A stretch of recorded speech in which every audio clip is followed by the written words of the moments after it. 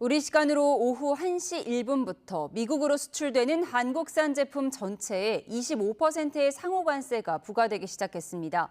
이미 철강과 자동차 등은 25%의 품목별 관세가 적용돼 있는 상황인데요.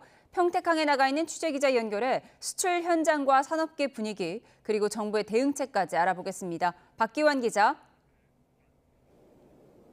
네, 평택항 자동차 부두입니다. 네, 당장 수출 활력이 떨어질 거란 예상이 많았는데요. 현재 상황 어떻습니까?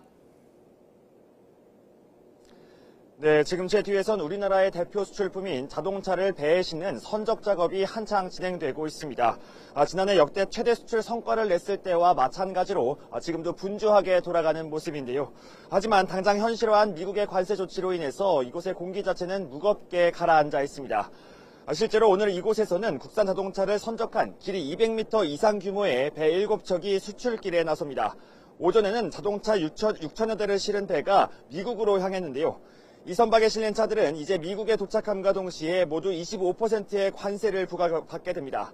당장 물동량이 줄어들거나 눈에 띄는 변화는 없는데요. 관세 부과 전후의 변화를 숫자로 확인하기까지는 더 시간이 소요될 것으로 보입니다. 네, 미국의 상호관세 25%가 본격적으로 적용되기 시작했는데요. 관련해서 자세히 정리해 주시죠. 네, 말씀하신 대로 트럼프 미국 대통령이 전 세계를 상대로 발표한 상호관세가 오늘 오후 1시 1분부터 발효됐습니다. 상호관세는 보편관세와 각 국가별 개별관세로 구성이 되는데요. 일단 보편관세 10%는 지난 5일부터 적용이 됐습니다. 여기에 우리 시간으로 조금 전 1시 1분부터 현지 시간으로는 9일 0시 1분을 기준으로 개별 관세가 추가된 겁니다. 우리나라의 경우 10% 보편 관세에 15% 개별 관세를 더해서 25%의 상호 관세가 부과됩니다. 다만 앞서 이미 25%의 품목별 관세가 적용된 철강과 알루미늄, 자동차에 대해선 상호 관세 25%가 더해지는 건 아닙니다. 그러니까 4달러짜리 한국산 라면에는 1,000원의 관세를 4만 달러 수준의 한국산 자동차에는 10,000달러의 관세를 미국 정부가 가져가는 셈입니다. 네, 우리 기업들의 피해가 불가피할 텐데요. 어떤 조치가 이뤄지고 있죠? 네, 한미 FTA에 따라서 사실상 무관세를 적용받던 미국 수출에 제동이 걸렸습니다. 특히 문제는 미국 현지 생산 제품과의 경쟁일 텐데요. 같은 값을 주고 생산을 하더라도 한국에서 만들어 수출을 한다면 비용이 25% 정도 더 들기 때문입니다. 그렇다고 가격을 올리면 경쟁에서 뒤처질 수밖에 없어서 결국은 이익을 줄이는 방향으로 흘러갈 공산이 큽니다.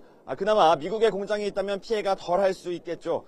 다만 대규모 대미 투자를 약속한 현대차 그룹 역시 당장 한국에서의 생산량을 단번에 미국으로 옮길 수는 없어서 한동안 손해를 볼 수밖에 없습니다. 이 때문에 우리 정부 역시 총력 대응에 나섰습니다.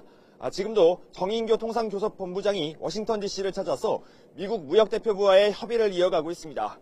또 어제는 트럼프 대통령 취임 2달여 만에 우리 정부 수장과의 첫 통화가 성사되기도 했습니다.